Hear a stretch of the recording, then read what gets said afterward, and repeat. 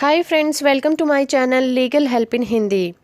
आज हम बात करेंगे धारा 370 के ऊपर, जो भारतीय संविधान का एक विशेष धारा है। हम में से बहुत से लोगों को ये पता भी नहीं है कि आखिर धारा 370 है क्या, जो टाइम टू टाइम लोगों की बहस और विरोध का कारण बन जाती है। धारा 370 के द्वारा जम्मू एंड कश्मीर राज्य को पूरे भारत में दूसरे राज्यों की तुलना में विशेष अधिकार मिले हुए हैं। इस धारा को लेकर बहुत से लोगों का सोचना है कि इस धारा में बदलाव की ज़रूरत है। तो आज हम आर्टिकल 370 के बारे में कुछ ज़रूरी तथ्यों को जानेंगे, जिसे जानना हम भारतीयों के लिए बहुत ज़रूरी है।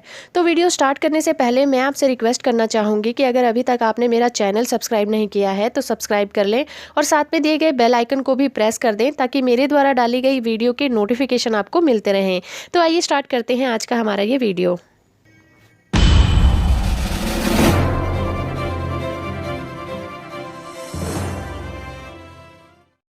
आर्टिकल 370 के ऊपर पक्ष और विपक्ष में बोलने वालों की कमी नहीं है। जो लोग इसके फेवर में बात करते हैं उनके पास बहुत से पॉइंट हैं, और जो इसके अगेंस्ट बोलते हैं उनके पास भी बहुत से पॉइंट हैं। इसलिए आर्टिकल 370 हमेशा ही एक बहस का मुद्दा बना रहता है। जम्मू एंड कश्मीर में पहली बार अंतरिम सरकार बनाने वाले नेशनल कॉन्फ्रेंस के नेता शेख अब्दुल्ला ने भारतीय संविधान सभा से बाहर रहने की पेशकश की थी। इसके बाद भारतीय संविधान ने धारा 370 का प्रावधान किया गया, जिसके तहत जम्मू कश्मीर को विशेष अधिकार दिए गए। 1951 में राज्य को संविधान सभा को अलग से बुलाने की अनुमति दी गई। बाद में 1956 में राज्य के संविधान का कार्य पूरा हुआ और 26 जनवरी 1957 को राज्य में विशेष संविधान लागू कर दिया गया। तो आइए समझते हैं कि धारा 370 के जम्मू कश्मीर में लागू होने से वहाँ पर कुछ विशेष अधिकार वहाँ के नागरिकों को कौन से मिले हुए हैं। जिसमें सबसे पहले है कि जम्मू कश्मीर के नागरिकों के पास दोहरी नागरिकता होती है, एक तो जम्मू कश्मीर के और दूसरे भारत की। जम्मू कश्मीर का अपना एक अलग राष्ट्रीय ध्वज होता है। अन्य राज्यों की तरह जम्मू कश्मीर के पास भी अपनी एक विधानसभा होती है, मगर विधानसभा का कार्यकाल 6 वर्षों का होता है, जबकि भारत के अन्य राज्यों की विधानसभा का कार्यकाल 5 वर्ष का होता है।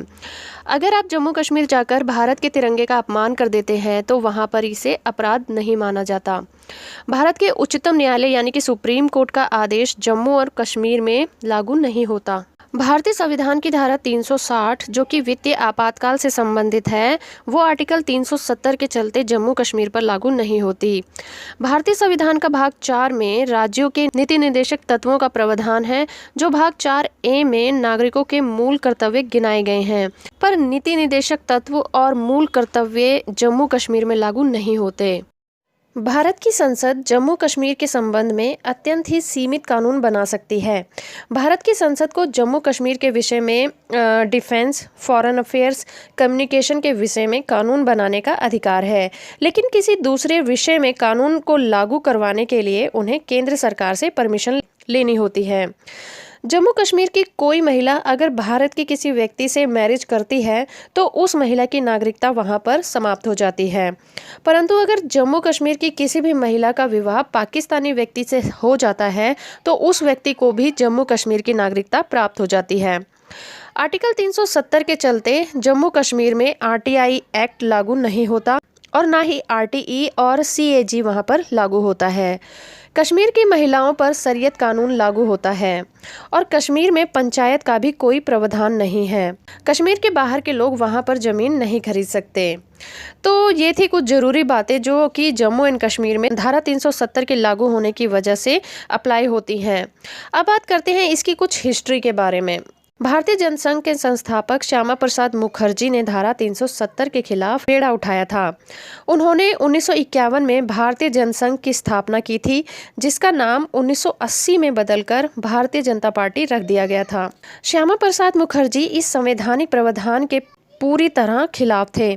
उन्होंने कहा था इस तरह से भारत छोटे छोटे टुकड़ों में बढ़ जाएगा। वो 1953 में भारत प्रशासित कश्मीर के दौरे पर गए थे। वहां तब ये कानून लागू था कि भारतीय नागरिक जम्मू कश्मीर में नहीं बस सकते और वहां उन्हें अपने साथ पहचान पत्र रखना जरूरी था। श्यामा प्रसाद मुखर्जी ने इस कानून के खिलाफ भूख हड़ताल की और वो जम्मू कश्मीर जाकर ये लड़ाई जारी रखना चाहते थे, लेकिन उन्हें जम्मू कश्मीर में घुसने की इजाज़त नहीं दी गई और गिरफ्तार कर लिया गया। 23 जून 1953 में हिरासत के दौरान ही उनकी मृत्यु हो गई और बाद में पहचान पत्र के प्रावधान को रद्द कर दिया गया। तो फ्रेंड्स, ये था आज का हमारा वीडियो धारा 370 के ऊपर। उम्मीद करती हूँ आपको मेरा ये वीडियो पसंद आया होगा, और अगर पसंद आया तो लाइक और शेयर करना ना भूलें, और अगर अभी तक चैनल सब्सक्राइब नहीं किया है तो सब्सक्राइब कर लें और साथ में दिए गए बेल आइकन को भी प्रेस कर दें। तो फ्रेंड्स, आज के लिए इतना ही, मिलते हैं अपनी नेक्स्ट वीडियो में। तब तक के लिए थैंक यू वेरी मच।